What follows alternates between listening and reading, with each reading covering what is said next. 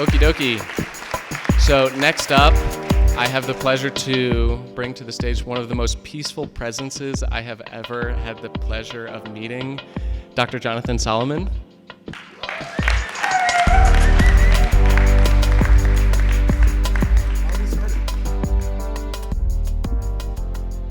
I was never allowed to be a kid.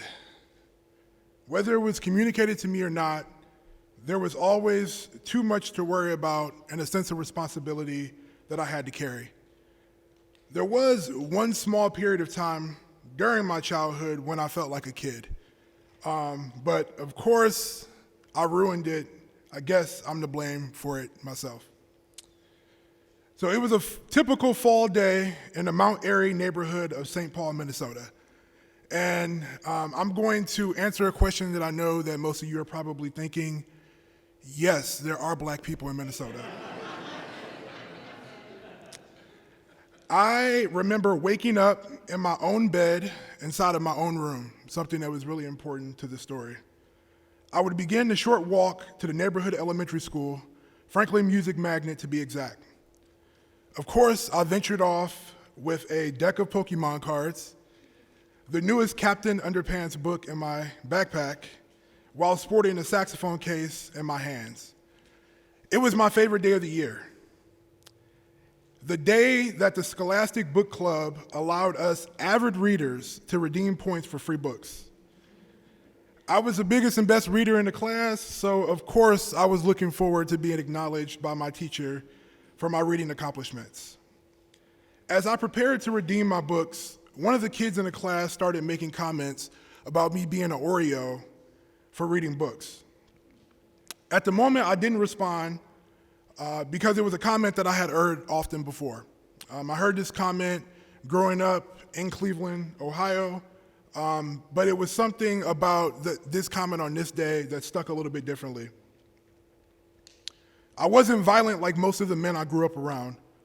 No matter how much other guys gave me shit for it, I always preferred the library over watching and participating in sports. I truly felt like I was not living up to what was expected of me when I heard this comment, and I thought I escaped that feeling back in Cleveland. At that moment, I felt like a disappointment. So photo that you're seeing here is 4-year-old me and my father. Yes, it is my father, not my grandfather. So I'll name that. So my father was the only man that didn't pressure me to change. He encouraged me to spend as much time in the library as I wanted to. He drove me to Pokemon tournaments at the bookstore.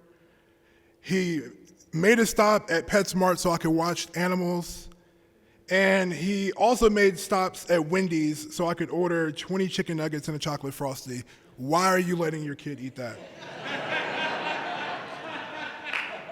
He knew that I was discovering myself and supported every part of my journey. Perhaps I was his opportunity to get it right in ways that he didn't quite figure out with some of my older siblings. My father has modeled the best of masculinity for me throughout my entire life. As a child, he never whooped me when I made mistakes. Instead, his face would scrunch up, and I knew then that he was disappointed. That was enough for me to get my act together. I remember feeling confused by him not physically abusing me like all the other men did to their kids. It was almost a stare tactic in my community to have one of the men called on you once you made a mistake, but not my dad. He was patient, soft-spoken, loving, and would do anything to make me happy. He would even allow me to leave the Bible at home and bring a Harry Potter book to church. Dog, my pop is a real MVP.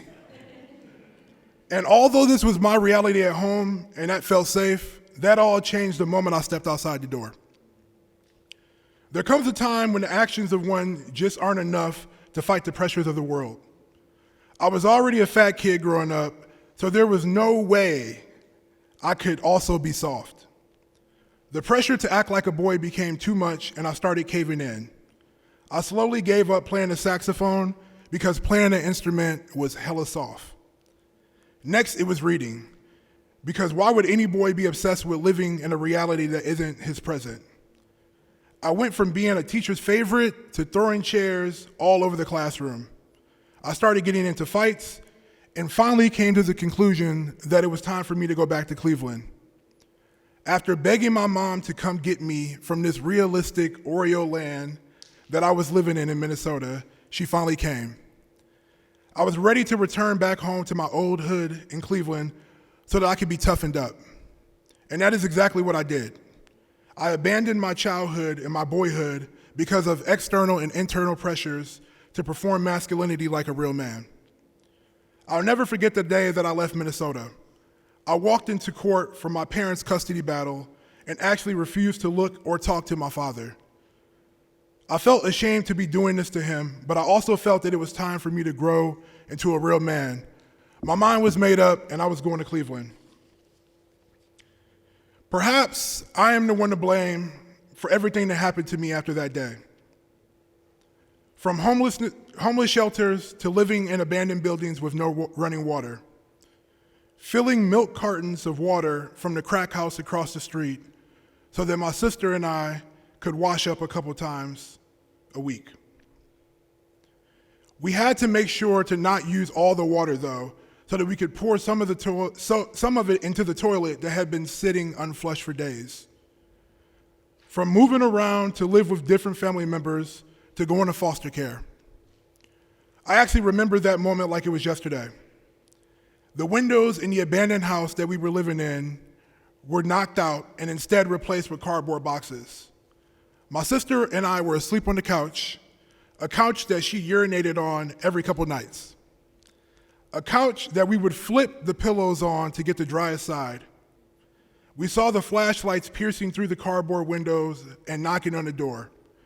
It was Child Protective Services who had been called on us. They told my mom that we could not continue to live in these conditions and that we had to stay with a family member until the water got cut back on. We walked to my grandmother's house that night and fell asleep. The next morning, I decided to go to school because that was always my safe space, while my sister decided to stay back with my grandmother. After school, I returned back to my grandmother's house to find out that my sister had been taken to Child Protective Services and that I had to make a decision on whether or not I was going to hide or be reunited with her. My aunt agreed to take me downtown so that I could be reunited with my sister and our new social worker.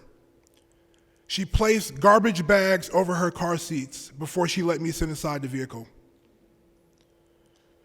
We went from a good foster parent to a foster home that starved and emotionally abused us while refusing to allow me to talk to my sister. But the journey continued, even outside of foster care. From getting jumped often by neighborhood gangs to watching neighbors be shot dead just feet away from me.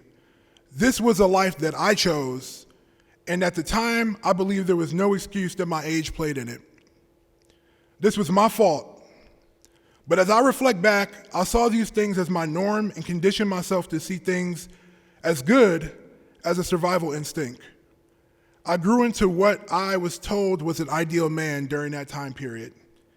Maybe the moment I realized I really was a man was when my mom disappeared for weeks. The day after my mom disappeared, my sister broke her arm on a bike accident. Instead of telling anyone, I manned up and handled the situation. I stole food for us to eat, made sure we went to school, and spent every afternoon riding my bike around the east side of Cleveland to find my mom.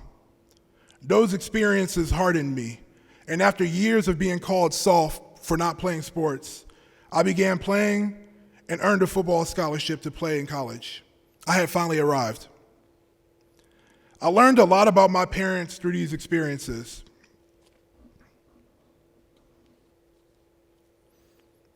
The selflessness of my mom to disrupt her life by coming to Minnesota for her child after I told her I was ready to come home. The forgiveness that my dad exuded after I abandoned him in Minnesota by himself for no reason but the feeling that he wasn't modeling real-world masculinity at home. I learned the complexities of humanity, the harsh manifestations of our trauma, and the importance of extending grace, even when it's hard. I wish I would have extended myself the same grace as a child when I wallowed in guilt about the situation that my desires created. I spent so many years of my life believing that if I would have just kept reading and playing the saxophone, I would have never experienced the darkness of homelessness and foster care.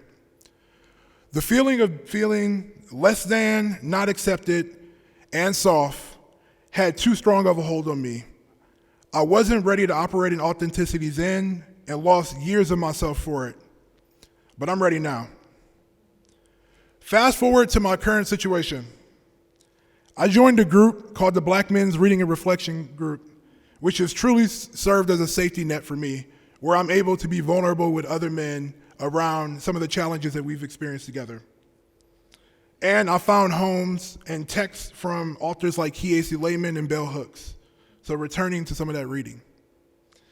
My wife bought me a saxophone as a present for finishing my PhD in 2022, and I've been relearning my old craft. I brought the saxophone, but I am not playing it today.